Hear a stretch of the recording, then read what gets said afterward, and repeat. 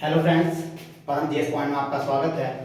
और आज हम आपके बीच लेकर के आए हैं महाद्वीपों एवं महासागरों की उत्पत्ति अर्थात origin of continents and ocean.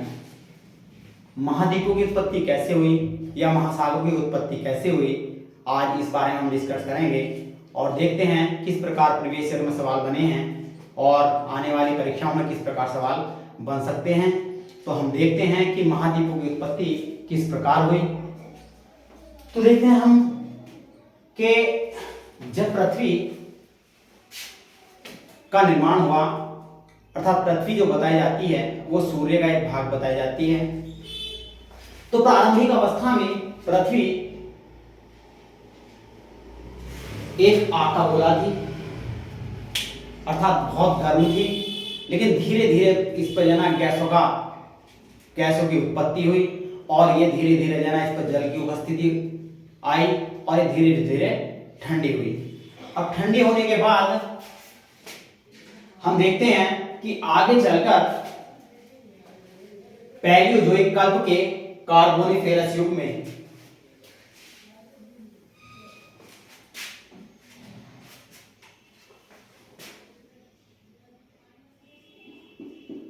Palaeozoic कल्प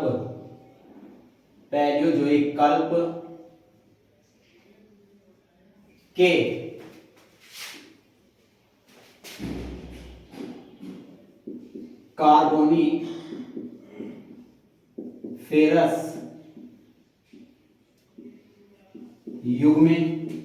कार्बोनिफेरस युग में जो हमारा पृथ्वी थी, ये हमारी पृथ्वी है,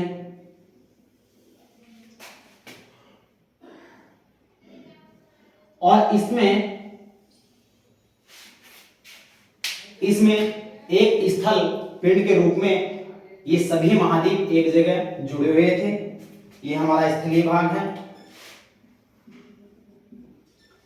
स्थल भाग है, और ये हमारा जलीय भाग है, जलीय भाग है। तो एक स्थल पिंड के रूप में थे कब? पैलियोजोइक कल्प के कार्बोनिफेरस युग में। लेकिन हम देखते हैं कि यह सिद्धांत दिया किसने, यह सिद्धांत किसने प्रस्तुत किया? तो यह सिद्धांत आपका वैगनर महोदय ने दिया। किसने दिया? वैगनर महोदय ने। वैगनर महोदय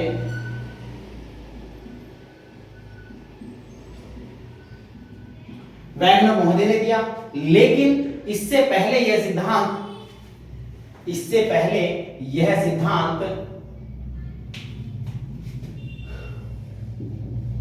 लॉर्ड कैल्विन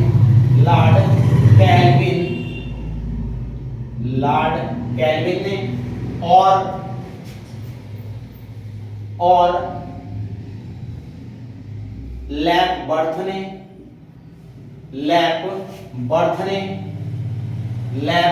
ने और इनके बाद या टेलर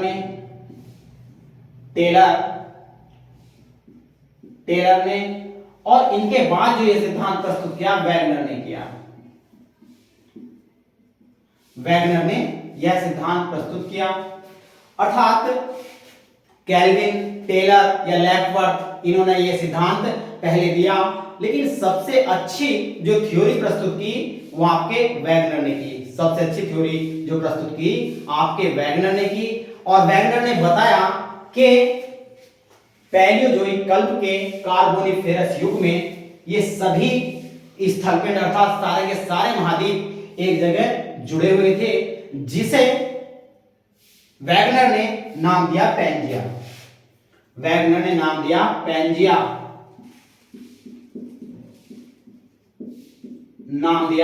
पैंजिया, और इसके चारों ओर जो जलीय भाग था इसे नाम दिया पैंथलासा। पैंथलासा। पैंथलासा नाम दिया।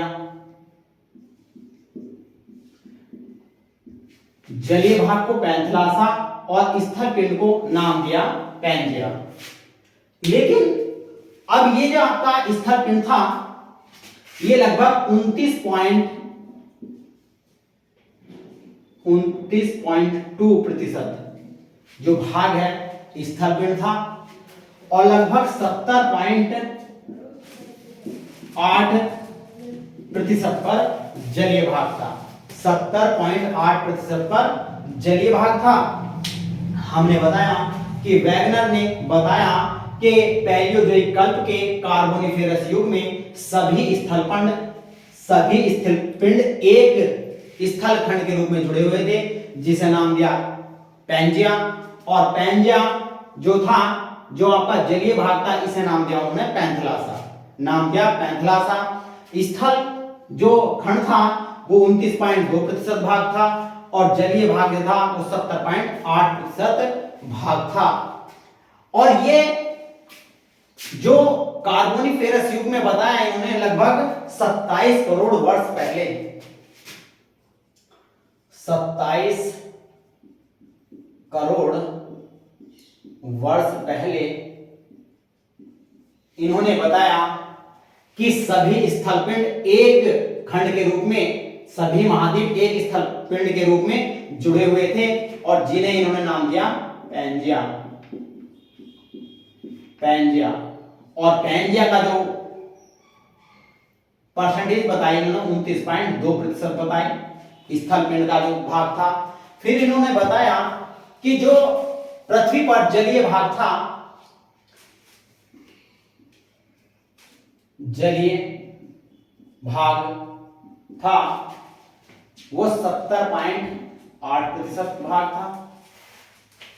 फिर इन्होंने बताया कि आज से लगभग 22.5 करोड़ वर्ष पहले, 22.5 करोड़ वर्ष पहले परमेनियन युग में जो पैंजिया था वो दो भागों में विभाजित हो गया।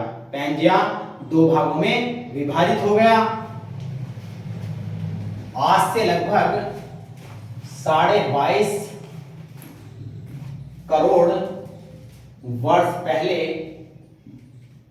करोड़ वर्ष पहले परमेनियन युग में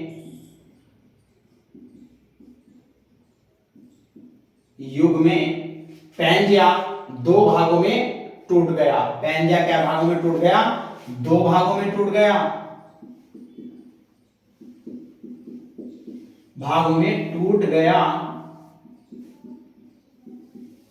देखो इन्होंने बताया, वैगनर ने बताया कि लगभग 22.5 करोड़ वर्ष पहले परमेनियन युग में हमारा जो पैंजिया वो दो भागों में विभाजित हो गया था। और जो आपके वैगनर महोदय थे ये एक जलवायु विज्ञान से संबंधित थे और ये कहां के रहने वाले थे? जर्मनी के। ये भी मैं आपको क्लियर कर देता हूं, जो वैगनर थे वे कहां के रहने वाले थे? जर्मनी के रहने वाले थे। जर्मनी के एक भूगोलवेत्ता थे।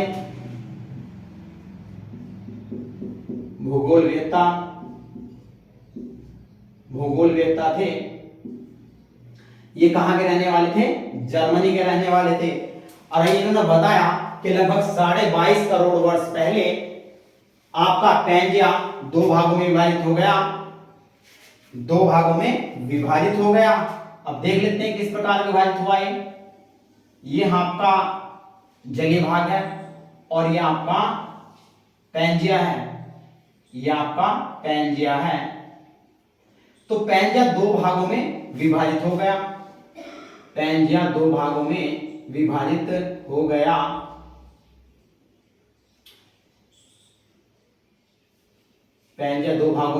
हो गया। तो इसके उत्तरी भाग को कहा गया अंगारालैंड।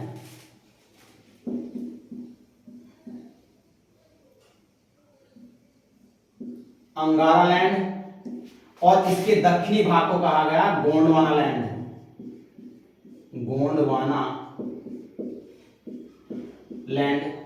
दक्षिणी भाग को क्या कहा गया?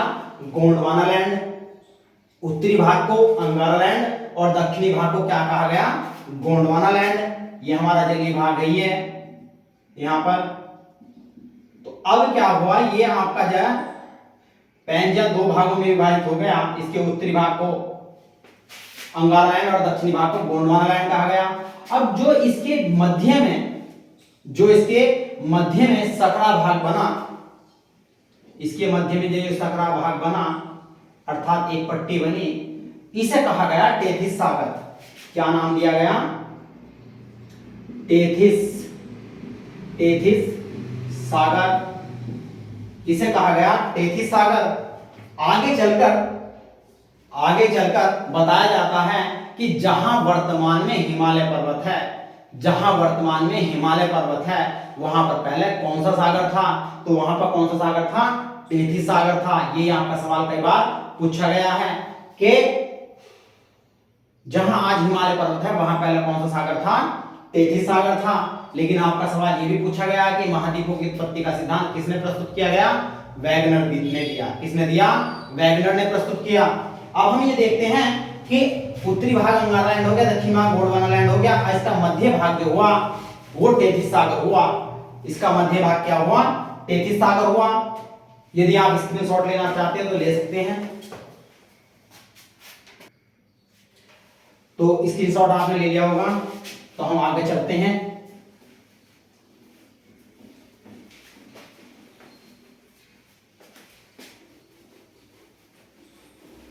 हम देखते हैं कि अब तक आपने देखा कि अंगारा लैंड और गोंडवाना लैंड दो भागों में पैंजिया आपका विभाजित हो गया। लेकिन अब देखते हैं हम कि अंगारा लैंड और गोंडवाना लैंड कब विभाजित हुए।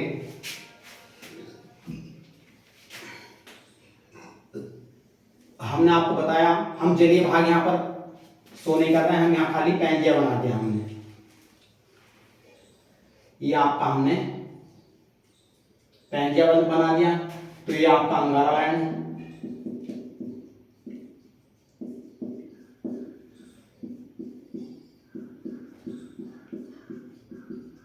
गोंडवाना लैंड। तो अब हम देखते हैं जुरेसिक युग में। अब देखते हैं कि अंगारा लैंड और गोंडवाना लैंड कब विभाजित हुए। अंगारा लैंड और गोंडवाना लैंड कब विभाजित हुए? तो आपके जुरेसिक युग में जो है ना, ये अनेक भागों में टूट गए। कब?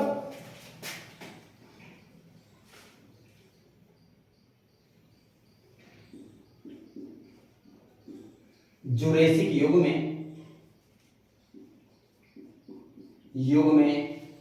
अंगारा लैंड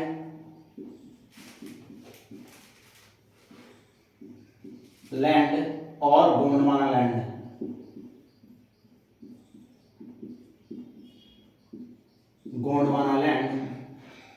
अनेक भागों में टूट गए।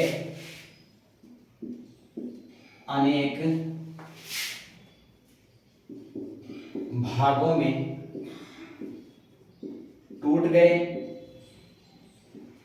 में टूट गए। तो हम यह देख सकते हैं, यदि हम यहां से इसे विभाजित कर दें, यहां से अगर हम इसे इधर, ये विभाजित हो गया और यहां से पोर्शन इतना, ये आपका ये, ठीक है, और यहां से ये इधर का विभाजित हो गया और ये आपका दक्षिण चला गया और ये आपका इधर ऑस्ट्रेलिया आ गया और यहाँ आपका ये अफ्रीका महाद्वीप बन गया। तो इस प्रकार अब हम देखते हैं कि अंगारा लैंड कई भागों में टूट गया और गोंडवाना लैंड भी कई भागों में टूट गया। तो इसका देखो इधर अगर हम यहां देखते हैं तो ये आपका उत्तरी अमेरिका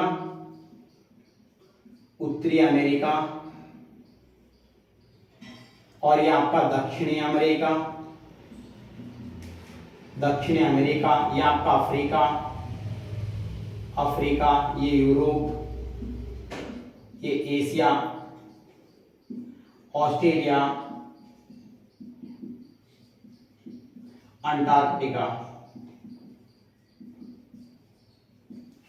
ये छोटे छोटे भागों में विभाजित हो गए, अर्थात 7 महाद्वीपों में विभाजित हो गए। 7 महाद्वीपों में ये विभाजित हो गए। कब हुए? जुरेसिक युग में अंगारा लैंड और गोंडवाना लैंड अनेक महाद्वीपों में विभाजित हो गए। अब हम देखते हैं कि ये विभाजित कैसे हुए। अब ये विभाजित कैसे हुए तो हम देखते हैं। तो हमने आपको बताया कि ये आपके जुरेसिक युग में पैंजिया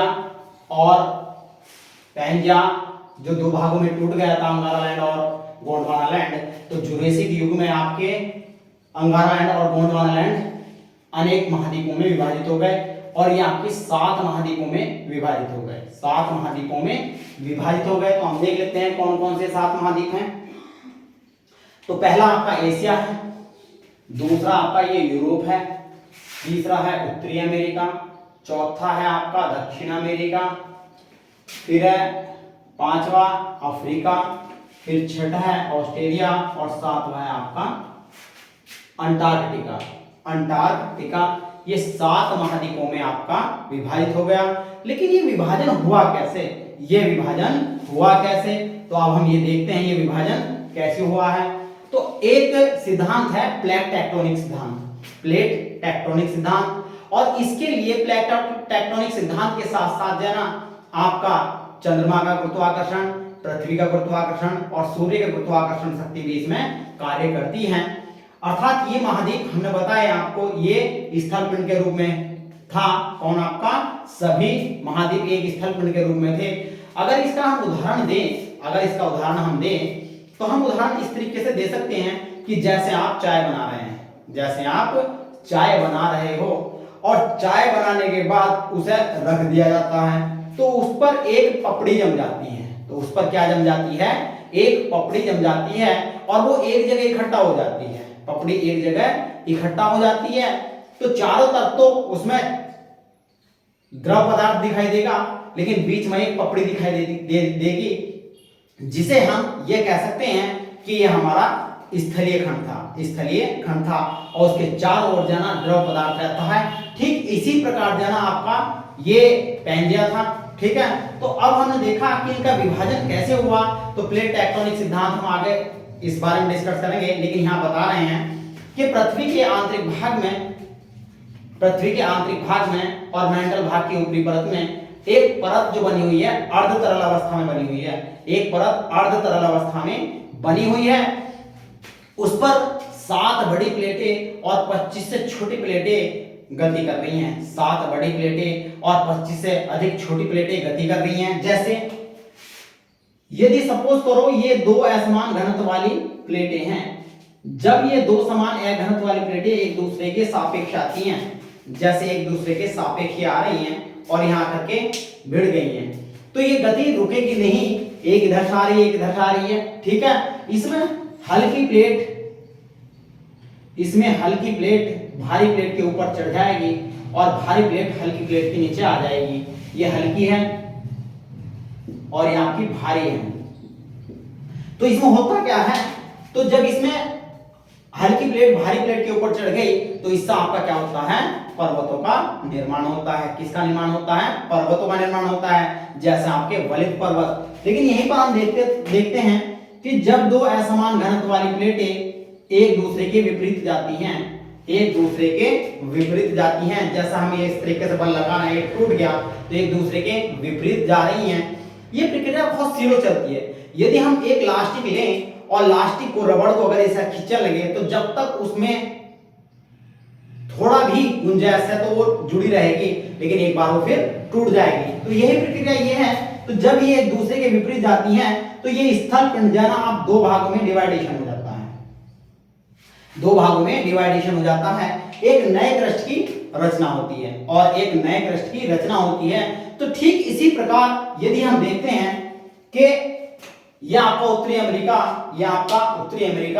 ये प्लेट है, इधर गई, यूरेशियन प्लेट है ये आपकी इधर गई, तो बीच में एक महासागर की उत्पत्ति हुई, जिसे उत्तरी अटलांटिक महासागर कहा जाता है। और जैसे आपकी दक्षिण अमेरिकन प्लेट है और अफ्रीकन प्लेट है, ये एक दूसरे के विपरीत गई, तो दक्षिण में जब आपका दक्षिणी अटलांटिक महासागर बना। देखो इसकी आकृति एस की आकृति है। इसकी आकृति क्या है? एस की आकृति है। जो आपके एग्जाम में अक्सर पूछा जाता है कि ऐसा कौन सा महासागर है जिसकी आकृति एस के आकार की है? तो आपका अटलांटिक महासागर एक ऐसा महासागर है जिसकी आकृति एस के आकृति की जैसी है। मैंने आपको यहाँ देखो बना करके दिखाया, ये एस की आकृति का बना हुआ है। लेकिन अब हम देखते हैं कि जब ऑस्ट्रेलिया नीचे गया, ऑस्ट्रेलिया नीचे खिसक गया और ये आपका छोटे छोटे द्वीप जो है ना पूर्वी ओर की चले गए और अफ्रीका महाद्वीप इधर हो गया, तो इसके बीच में जो महासागर बना, इसके बीच में जो महासागर बना उत्तरी हिंद महासागर और दक्षिणी हिंद महासागर। लेकिन ये नीचे खिसकने के कारण एक महाद्वीप के रूप में कन्वर्ट हो गया, एक महाद्वीप के रूप में कन्वर्ट हो गया, तो इसे ऑस्ट्रेलिया महाद्वीप कहा गया। और जब ये आपस में टूट गए, इसे उत्तरी अमेरिका कहा गया, इसे दक्षिण अमेरिका कहा गया और इसे यूरोप कहा गया और ये आपका अफ्रीका हुआ। लेकिन अब हम देखते हैं कि जो थोड़ा सा जो साइड में नीचे लगा हुआ था, ये हमारा ये है, तो ये नीचे का भाग जो लगा हुआ था ये नीचे खिसक गया, तो इसे अंटार्कटिक या अंटार्कटिक महाद्वीप कहा जाता है, अंटार्कटिक महाद्वीप कहा जाता है। तो इस प्रकार हम देखते हैं। अब इधर की साइड में अगर देखते हैं तो उत्तर इसके ये हमारी 0 डिग्री की भूमध्य रेखा है, 0 डिग्री की भूमध्य रेखा है। इसके उत्तर में हम देखते हैं तो उत्तर में आपका उत्तरी प्रशांत महासागर है और इसके दक्षिणी में देखते हैं तो दक्षिणी प्रशांत महासागर है। अब हम यहाँ देखते हैं इसके उत्तर में आपका इधर भी उत्तरी प्रशांत महासागर है और दक्षिण में दक्षिणी प्रशांत महासागर है। अब यदि हम पृथ्वी को इस तरीके से फोल्ड कर दें, पृथ्वी को इस तरीके से गोल कर दें, तो ये दोनों महासागर एक जगह आ जाएंगे, दोनों महासागर एक जगह आ जाएंगे, अर्थात प्रशांत महासागर एक जगह हो जाएगा। ठीक है। लेकिन हम यहीं पर देखते हैं जब ये अंटार्कटिक महाद्वीप नीचे खिसक गया तो इसके ऊपर जो महासागर बना वो दक्षिण महासागर या अंटार्कटिक महासागर बना। क्या बना? दक्षिणी महासागर या अंटार्कटिक महासागर बना। और इसके ऊपर हम देखते हैं आर्कटिक महासागर की उत्पत्ति हुई, आर्कटिक महासागर की उत्पत्ति हुई। तो इस प्रकार हम देखते हैं कि ये आपका पेंजिया 7 महाद्वीपों में और 5 महासागरों में विभाजित हो गया, 7 महाद्वीपों में और 5 महासागरों में विभाजित हो गया। लेकिन एक चीज और बताना जा रहे हैं हम कि एक 8वें महाद्वीप की खोज भी की गई है, लेकिन अभी उसे कोई मान्यता नहीं दी गई है, अभी उसे कोई मान्यता नहीं दी गई है। 8वां महाद्वीप कौन सा है? तो 8वां महाद्वीप जो बताया जा रहा है वो न्यूजीलैंड को बताया जा रहा है, न्यूजीलैंड। न्यूजीलैंड को आपके 8वें महाद्वीप के रूप में बताया जा रहा है, लेकिन अभी से कोई मान्यता नहीं दी गई है। तो आप अगर स्क्रीनशॉट लेना चाहते हैं तो ले सकते हैं। तो आपने स्क्रीनशॉट ले लिया होगा। अब देखते हैं हम कि 7 महाद्वीप किस तरीके आए और 5 महासागर किस प्रकार अस्तित्व में आए।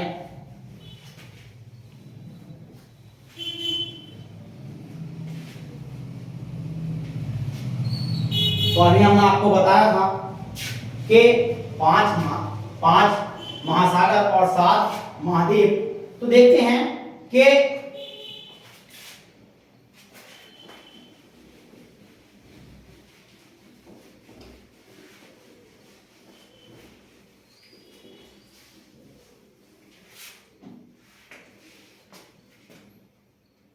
सात महाद्वीप देखते हैं और 5 महासागर।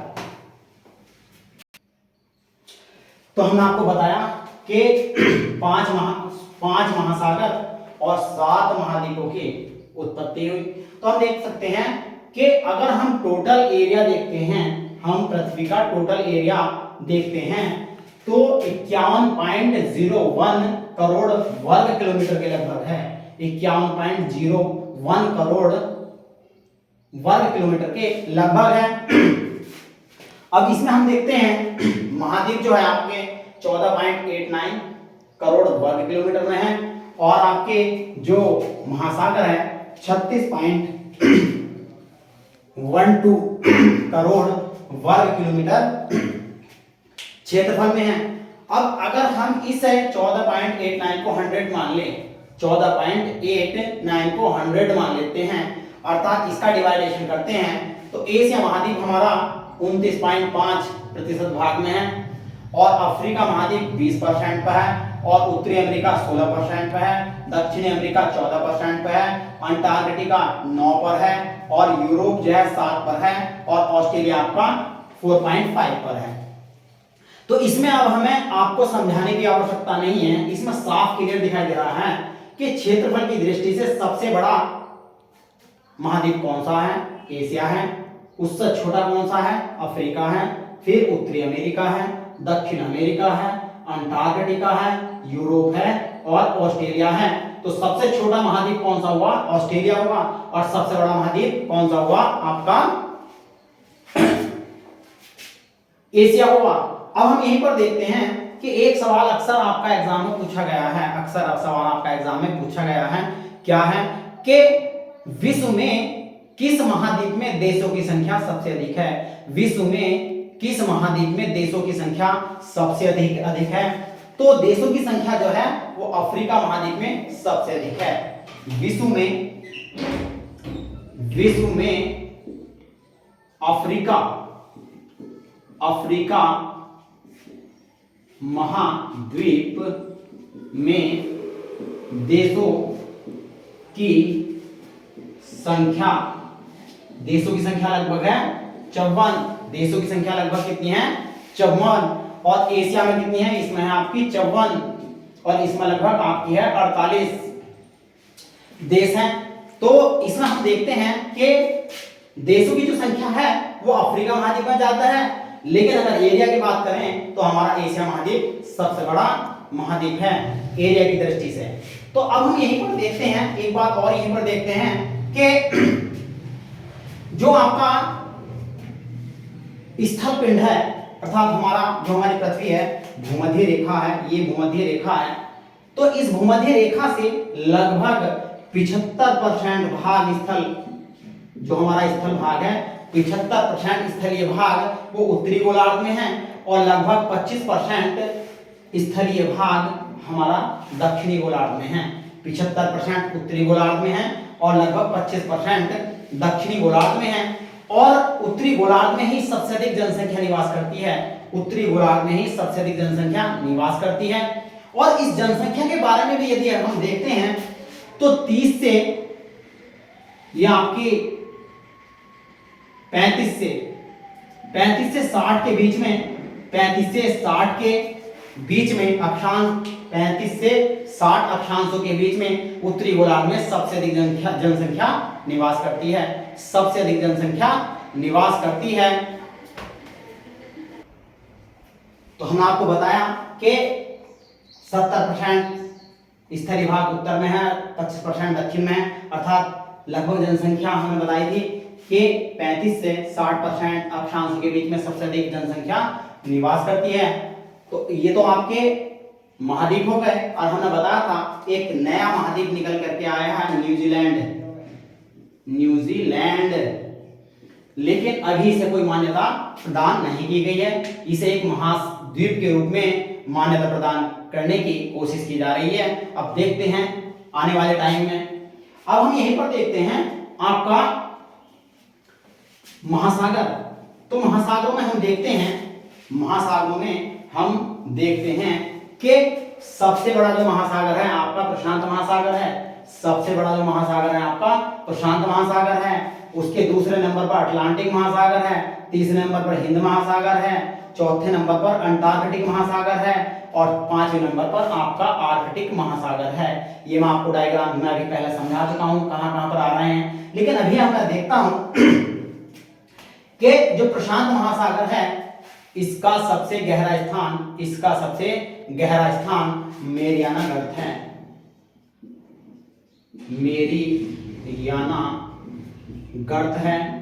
मेरियाना गर्त है, जिसकी गहराई 11.02 किलोमीटर है, जिसकी गहराई 11.02 किलोमीटर है, जो आपका फिलीपींस के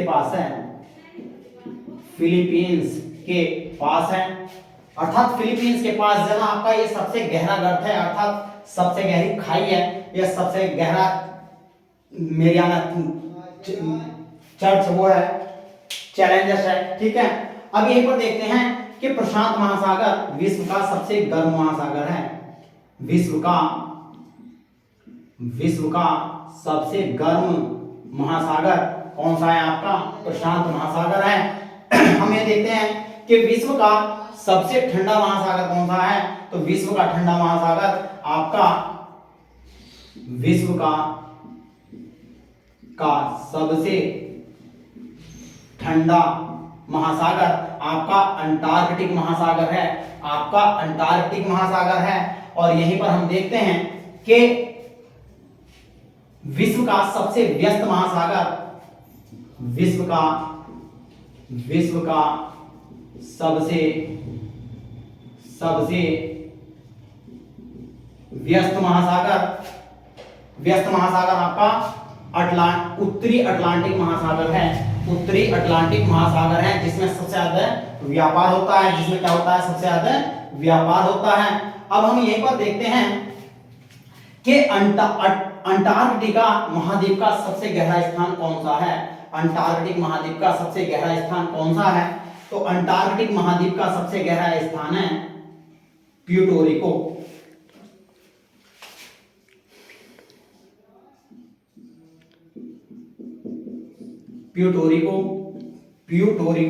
जो आपका कहां पर आ रहा है?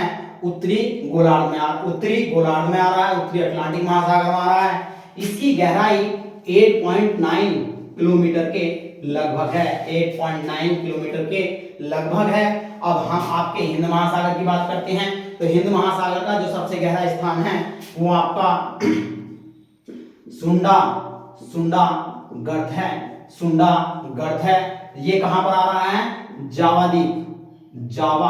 द्वीप के पास है और इसकी गहराई लगभग 8 किलोमीटर के लगभग है, इसकी गहराई लगभग 8 किलोमीटर के लगभग है।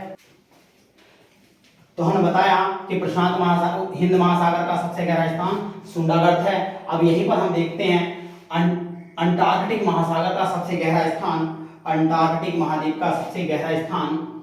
तो आपका अंटार्कटिक महाद्वीप का सबसे गहरा जो स्थान है, अंटार्कटिक महासागर का सबसे गहरा स्थान जो है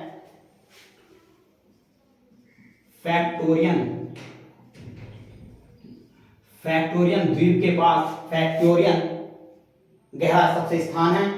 और हम देखते हैं कि आर्कटिक महासागर का सबसे, इसकी जो गहराई है लगभग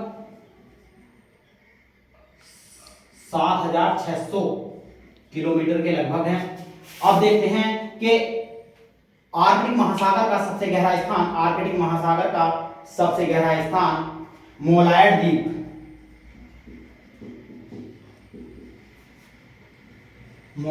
द्वीप के पास सबसे गहरा स्थान है। इसकी जो गहराई है वो 5670 किलोमीटर के लगभग है, 5670 किलोमीटर के लगभग है। तो मैंने आपको बताया कि विश्व का सबसे गहरा स्थान कहां पर है, विश्व का सबसे बड़ा महासागर कौन सा है, सबसे छोटा कौन सा है, सबसे गहरा महासागर कौन सा है, सबसे गर्म कौन सा है, सबसे ठंडा कौन सा है, और किन किन महासागर के कौन कौन से गहरे स्थान हैं। अब यहीं पर हम एक चीज और देख लेते हैं जो आपको मुझे थोड़ा पहले बता देना चाहिए था, लेकिन मैं यहीं पर बता देता हूं।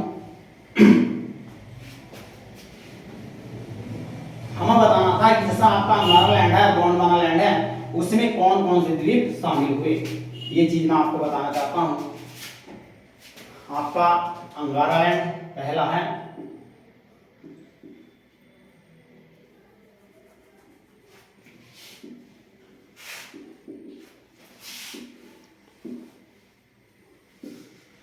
अंगारा लैंड,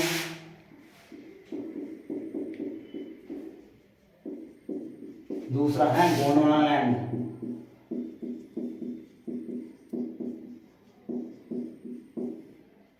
देखो आपके अंगारा लैंड में जो है शामिल है आपका पहला उत्तरी अमेरिका,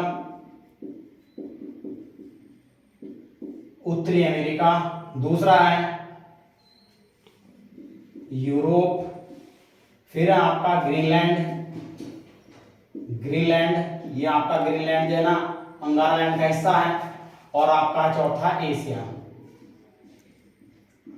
एशिया। अब यहां पर देखते हैं गोंडवाना लैंड में आपका पहला है दक्षिण अमेरिका, दूसरा है आपका अफ्रीका, तीसरा है आपका ऑस्ट्रेलिया,